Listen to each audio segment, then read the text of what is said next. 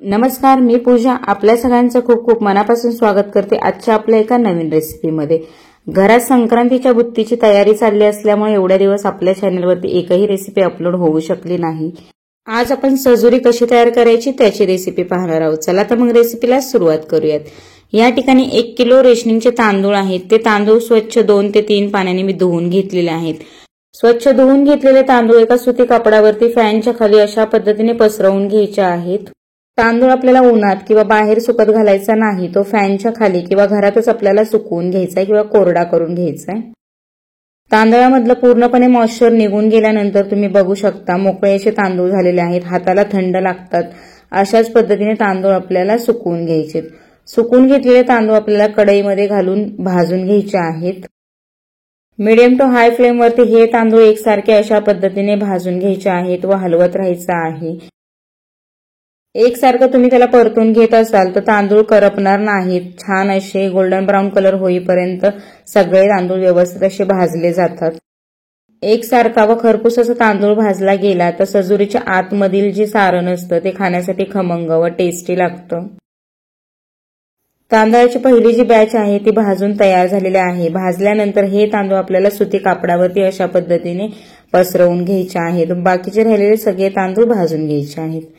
पसरून घेतल्यानंतर हे थंड करून घ्यायचे आहेत. 1 किलो आपण सारणासाठी तांदूळ घेतलेला, त्याच पद्धतीने 1 किलो मी ह्या ठिकाणी गूळ घेतलेला आहे. गूळ बारीक असा कापून घेतलाय व 1 फुलपात्राला थोडंसं कमी पाणी वापरायचं आहे. हे पाणी ह्या गुळामध्ये घालून गूळ पूर्णपणे वितळवून घ्यायचं आहे. तुम्हाला सजुरी जर अजून जास्त गोड हवी असेल तर 1 किलोपेक्षा थोडासा जास्त गूळ तुम्ही वापरू शकता तुमच्या आवडीप्रमाणे. अशा पद्धतीने मिक्स केल्यामुळे गूळ पूर्णपणे वितळला जातो. एकसारखं ह्याला मिक्स करून घ्यायचं आहे व ह्यामधल्या ज्या गाठी आहेत त्या फोडून घ्यायच्या आहेत. सजुरीसाठी लागणारा जो गूळ आहे तो गूळ पूर्णपणे वितळवून झाल्यानंतर चाळणीच्या मदतीने ह्याला गाळून घ्यायचं आहे. गूळ गाळून घेतल्यामुळे सारणामध्ये गुळामधली खळ जात नाही किंवा त्यामधील ज्या गाठी असतात त्या गाठी पूर्णपणे निघून जातात. त्यामुळे गूळ हा गाळूनच घ्यायचा आहे. व ही सगळी प्रोसेस आपल्याला सजुरी तयार करण्याच्या अगोदर 1 दिवस पूर्वी करायची आहे. सजुरी तयार करण्यासाठी रेशनिंगच्या तांदळाचाच वापर केला जातो. दुसऱ्या कोणत्याही तांदळाचा वापर करायचा नाही. रेशनिंगच्या तांदळाने सजुरी छान अशी तयार होते. ह्या ठिकाणी सगळा गूळ मी गाळून घेतलेला आहे व गाळून घेतलेल्या गुळामध्ये आपल्याला आवश्यकतेनुसार किंवा आवडीनुसार वेलची पावडर घालायची आहे. वेलची पावडर घातल्यानंतर हे पूर्णपणे मिक्स करून घ्यायचे पुन्हा एकदा. व जे सगळ्यात सुरुवातीला मी व्हिडिओमध्ये दाखवलं होतं की तांदूळ आपण भाजून घेतलेले, त्या तांदळाची ही पिठी आहे.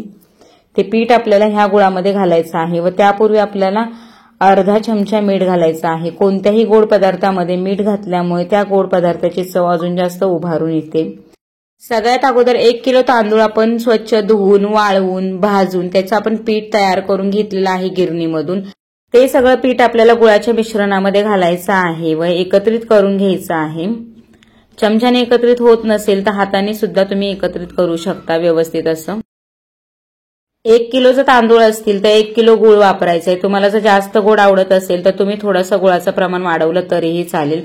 फक्त गूळ वितळवत असताना त्यामध्ये जास्त पाण्याचा वापर करायचा नाही, थोडंच पाणी घालायचं आहे. सारणामधील गाठी आहेत त्या गाठी पूर्णपणे आपल्याला फोडून घ्यायच्या आहेत व हे मिश्रण आपल्याला रात्रभर तसंच ठेवून द्यायचं आहे मिक्स केल्यानंतर. दुसऱ्या दिवशी आपण सजुरीसाठी लागणारी जी सजुरीची पारी आहे ती तयार करण्यासाठी 1 किलो मैदा व 1 किलो रवा घेतलेला आहे समप्रमाणात. त्यामध्ये आपल्याला 2 पळी तेल घालायचं आहे. हे साधंच तेल आहे, गरम केलेलं तेल नाही. मैदा व रव्यामध्ये तेल व्यवस्थित असं मिक्स करून घ्यायचं आहे. रवा व मैदा व्यवस्थित असा एकत्रित करून झाल्यानंतर त्यामध्ये सगळ्या गाठी आपल्याला फोडून घ्यायच्या आहेत. गाठी फोडून झाल्यानंतर आवश्यकतेनुसार त्यामध्ये मीठ घालायचं आहे. पुन्हा एकदा हे मिक्स करून घ्यायचं आहे व गरजेनुसार पाण्याचा वापर करून ह्या पिठाचा घट्टसर असा गोळा मळून घ्यायचा आहे.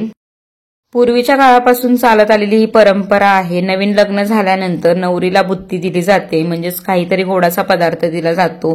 त्यामध्ये प्रामुख्याने सातारी भागामध्ये सजुऱ्या व करंजी हे 2 पदार्थ दिले जातात. दोन्ही गोडाचे पदार्थ आहेत व जास्त काळ टिकतात, लगेच खराब होत नाही. त्यामुळे हे पदार्थ दिले जातात. आता संक्रांत येते, संक्रांतीला तर आवर्जून हा पदार्थ दिला जातो. म्हणून तुमच्यासोबतही ही रेसिपी शेअर करत आहे। बोलता बोलता ह्या ठिकाणी आपलं पीठ मळून झालेलं आहे। हे पीठ आपल्याला झाकून ठेवायचं आहे साधारणतः 15 ते 20 मिनिटांसाठी। आदल्या रात्री आपण सजुरीसाठी लागणारे जे सारण तयार करून ठेवलेलं ते सारण दुसऱ्या दिवशी अशा पद्धतीने दिसतं। आदल्या रात्री आपण जे सारण तयार केलं होतं त्याच्या अशा पद्धतीने आपल्याला मुटके तयार करून घ्यायचे आहे छोट्या छोट्या आकाराचे। सारण जर तुम्हाला खूप जास्त ड्राय वाटलं तर त्यामध्ये गुळाचं पाणी तुम्ही ऍड करू शकता, पण शक्यतो गरज लागत नाही। मळून घेतलेला मैदा काही वेळानंतर त्याला तेल लावून पुन्हा एकदा मळून घ्यायचा आहे व्यवस्थित असा। जेवढा छानपैकी मैदा तुम्ही मळाल सजुऱ्या तेवढ्या छान व खुसखुशीत अशा होतात। मैदा मळून झाल्यानंतर छोट्या छोट्या आकाराच्या त्याच्या गोळ्या तयार करून घ्यायच्या आहे। पुरणपोळीच्या उंड्यामध्ये ज्या पद्धतीने आपण पुरण भरतो तशाच पद्धतीने सजुरीसाठी लागणारे जे सारण आहे ते ह्या पारीमध्ये आपल्याला भरून घ्यायचं आहे। सजुरीसाठी लागणारे जे सारण आहे ते खूप जास्त सैल नसतं, ते घट्टसर पद्धतीचं असतं। ह्याची पारी तयार करून झाल्यानंतर आपण ह्याची सजुरी लाटून घेणार आहोत। पुऱ्याच्या आकाराच्या सजुऱ्या आपल्याला लाटून घ्यायच्या आहेत एकसारख्या, खूप जास्त जाड किंवा खूप जास्त पातळ करायच्या नाहीत। एकसारख्या गोल गोल अशा सजुऱ्या आपल्या बनवून घ्यायच्या आहेत। या ठिकाणी पहिली सजुरी आपली लाटून तयार झालेली आहे। अशाच पद्धतीने बाकीच्या राहिलेल्या सगळ्या सजुऱ्या आपल्याला लाटून घ्यायच्या आहेत।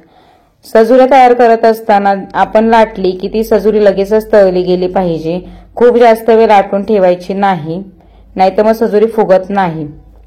या ठिकाणी तेल छानपैकी गरम करून घेतलेलं आहे। गरम तेलामध्ये लाटल्या लाटल्याच ती सजुरी आपल्याला तेलात सोडून घ्यायची आहे, त्यामुळे छान अशी फुगली जाते व खायला ती मस्त लागते। हलकासा खरपूस सोनेरी रंग आला की सजुरी आपल्याला तेलाच्या बाहेर काढून घ्यायची आहे। पटापट एका बाजूला सजुरी लाटायची व दुसऱ्या बाजूला अशा पद्धतीने तळून घ्यायची आहे। छान असा हलकासा गोल्डन ब्राऊन कलर आल्यानंतर ही सजुरी आपल्याला तेलातून बाहेर काढून घ्यायची आहे। माझ्या आईच्या हातची पारंपरिक व पुरातन काळापासून चालत आलेली ही रेसिपी तुम्हाला कशी वाटली हे कमेंट करून नक्की सांगा व ही रेसिपी तुमच्याकडे तयार केली जाते का हे सुद्धा आवर्जून सांगा। रेसिपी आवडली असल्यास चॅनलला सबस्क्राईब व व्हिडिओला एक लाईक नक्कीच करा व जास्तीत जास्त लोकांना शेअर करा। पुन्हा भेटूया अशा छानशा पारंपरिक व मस्त अशा रेसिपी बरोबर। आजचा व्हिडिओ पाहिल्याबद्दल धन्यवाद।